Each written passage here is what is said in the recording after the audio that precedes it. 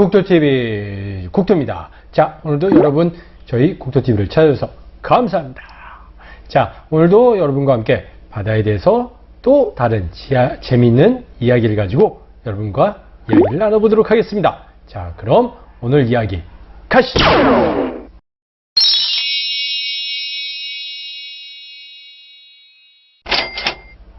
여러분, 자, 올해도 여름에 물론 이번에는 좀 안 좋은 일로 인해서 여름에 여러분들이 그 휴가를 즐기십니다. 해수욕장이나 이런 곳에 많이 가보지 못하셨을 것 같습니다. 물론 안전이 더 우선이니까요. 자, 그런데 해안에 가서 우리가 연인들과 가족들과 즐겁게 해수욕을 즐기고 재밌게 놀다 보면 참 한 가지 고통스러운 상황이 있습니다. 뭡니까? 예, 햇볕이 강하게 내려쬐면서 우리가 화상을 입는 경우들을 종종 목격하고 또 경험하신 적이 있을 겁니다. 그럼 이 햇볕이 우리 다이버들한테 어떠한 영향을 미치고 또 일반인들도 물론 마찬가지겠죠. 어떤 증상들이 나타나고 그거에 대한 대비는 어떻게 해야 되는지 오늘 이 시간을 통해서 한번 알아보도록 하겠습니다. 아니 이게 뭐야? 아니 이거 너무한 거 아니야? 구독하고 좋아요도 안 눌렀단 말이야? 이거 너무하는 거 아니야? 빨리 눌러! 자, 해안가에 가서 자 우리가 놀다 보면 강한 햇볕에 우리가 검게 그을리고 건강해 보일 수도 있습니다. 물론 건강, 비타민 D의 생성을 위해서 우리가 선탠, 일광욕을 좀 하는 것도 좋다라고 이야기를 하는데, 자, 그런데 너무 과하게 할 경우, 혹은 내가 부주의하게 햇볕에 너무 과하게 노출되면 우리가 화상, 곧 정확히 얘기하면 일광화상이라고 하는 것이 생기게 됩니다. 자, 생각해 보시면 어떻게 할까? 불긋불긋해지면서 온몸이 울긋불긋해지면서 막 후끈후끈 만지면 막 옷은 막 쓰라려도 막 아픔, 통증 등을 느끼게 됩니다. 자, 그러면 일광화상은 자 적당히 태우게 되면 우리가 물론 건강에도 도움이 될 수 있지만 너무 과하게 태우게 되면 자 자외선에 너무 강하게 노출되게 되면 우리 피부가 화상을 입게 되는 경우가 발생하게 됩니다. 이런 경우를 선번이라고 이야기를 합니다. 일광화상은 발병하고 약 2시간에서 6시간 정도까지는 피부가 붉게 홍조를 강하게 띠게 되고 그 이후로는 6시간에서 48시간 정도 통증, 그러니까 열도 나고 그 다음에 쓰라리면 아프고 그러면 이게 너무 지나쳐 더 도를 지나칠 경우에는 우리가 피부가 수포가 발생하는 그런 화상으로 가는 경우도 있습니다. 이럴 경우에는 여러분들이 병원에 가서 적절한 치료를 받으시는 게 합당할 걸로 생각이 됩니다. 물론 가벼운 화상에는 우리가 얼음찜질이나 아니면 알로에 등 응급처치가 있긴 하지만 증상이 심하다고 생각할 때 병원에 가셔서 반드시 진료와 치료를 받으시는 걸 권장합니다. 그럼 이런 일광화상에 우리가 방어하는 방법, 가장 일반적인 방법이 뭐가 있을까요? 자, 우리가 자외선 차단제 많이 바르시죠? 예, 자외선 차단제를 바르거나 혹은 우리가 모자나 혹은 자외선을 방어할 수 있는 어떤 의상들을, 옷들을 입으셔서 우리가 자외선에 너무 강한 자외선에 직접적으로 오랜 노출이 되지 않도록 주의를 기울이셔야 될 겁니다. 자, 참고로 우리가 자외선 차단제 중에 해양 생태계, 그러니까 해양 생태계, 특히 산호에게 직접적으로 악 영향을 미치는 성분, 뭐가 들어있냐면 옥시벤존이라고 하는 성분이 우리 해양생물, 특히 산호에게 아주 안 좋은 영향을 미칠 수 있다고 합니다.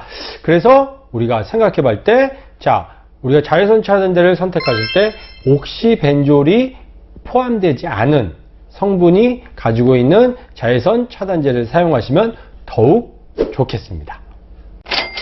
그 다음 우리가 알아야 될 게 강한 햇볕에 장시간 노출될 경우 우리가 어떤 현상이 발생해요? 열사병이라고 하는 것이 발생하게 되어 있습니다. 체온 중추 조절 기능이 강한 햇볕에 오래 노출되면서 체온을 조절하는 능력이 상실되어서 몸에 비정상적으로 체온이 상승하는 증상이 나타나게 됩니다.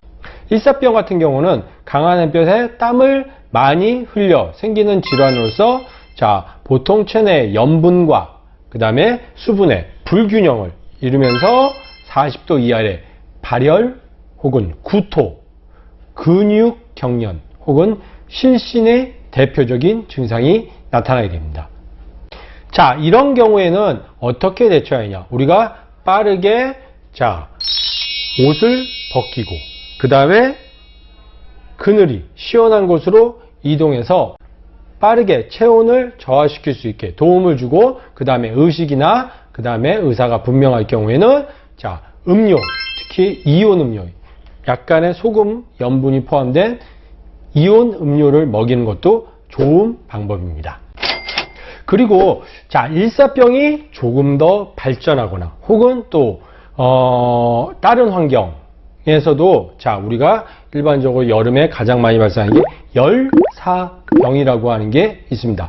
열사병은 일사병은 강한 햇볕에 순간적으로 장기간 노출됐을 경우 발생하지만 열사병은 우리 몸에 열이 제대로 발산되지 못할 경우 질환이 과도하게 기온이 높은 환경에 장시간 노출되거나 더운 환경에서 장시간 작업 혹은 운동을 해서 체온 조절 기능이 상실됨으로 해서 나타내는 증상을 이야기합니다.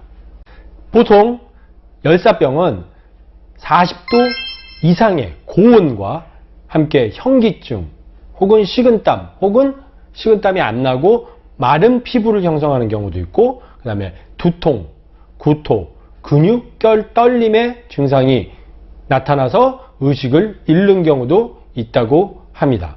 이럴 경우에는 열사병은 굉장히 위험하기 때문에 서둘러서 빠르게 병원으로 이송시키는 게 굉장히 중요합니다. 그럼 이러한 일광화상, 그 다음에 일사병, 열사병 등이 햇볕에 의해서 일어나는데 우리 다이버에겐 어떠한 영향을 미칠까요? 예를 들어서 다이버는 무거운 장비를 착용하고 체온이 제가 지난 시간에 열 손실에서 이야기할 때 수온이 약 15도에서 20도가 평균 수온이라고 말씀을 드렸습니다. 그러면 춥기 때문에 두꺼운 슈트와 그 다음에 여러 가지 우리가 스쿠버 장비들을 착용한 상태에서 물에 들어가기 전에 준비 혹은 이동을 하는 경우에서 우리가 과도한 햇볕과 열이 방출되지 못하는 슈트를 입고 있으면서 열이 저장돼서 그 다음에 열에 의한 우리 몸에 손상이 가해지는 경우가 발생할 수 있습니다. 그럼 우리가 이런 경우가 생기지 않게 하기 위해선 어떻게 대처해야 될까요? 여러 가지 방법이 있긴 하겠지만 일반적으로 이렇게 생각해 보시면 좋을 것 같습니다.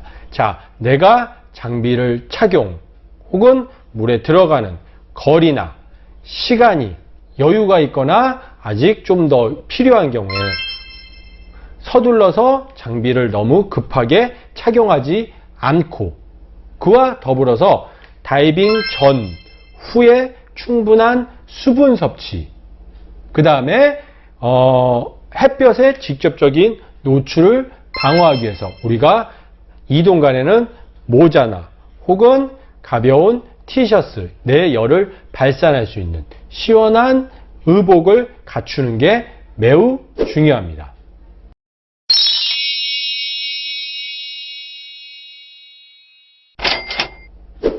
오늘은 여러분들과 함께 햇볕에 대해서 이야기를 해보았습니다.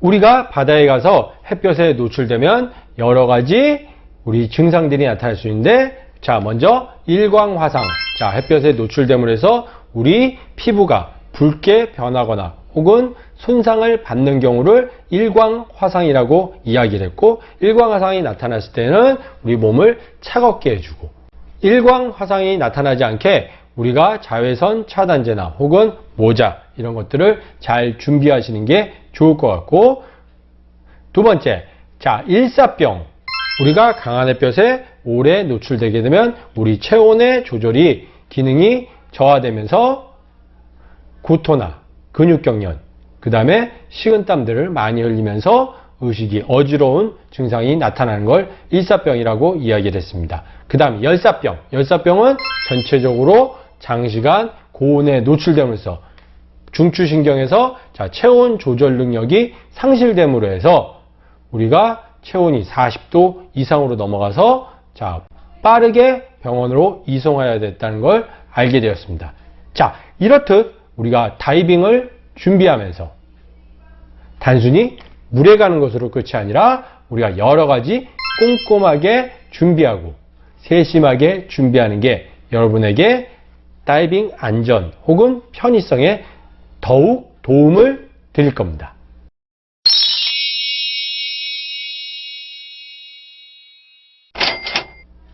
오늘도 여러분들과 함께 바다에 대해서, 오늘은 햇볕에 대해서 이야기해 봤는데, 오늘도 어떻게 도움이 되셨나? 즐거우셨나? 그렇죠? 예. 앞으로도 더 좋은 내용을 잘 준비해서 여러분에게 유익한 정보를 가득 담아서 또 찾아오도록 하겠습니다. 오늘도 끝까지 시청해 주셔서 감사합니다. 오늘은 여기까지 물러가겠습니다. 안녕!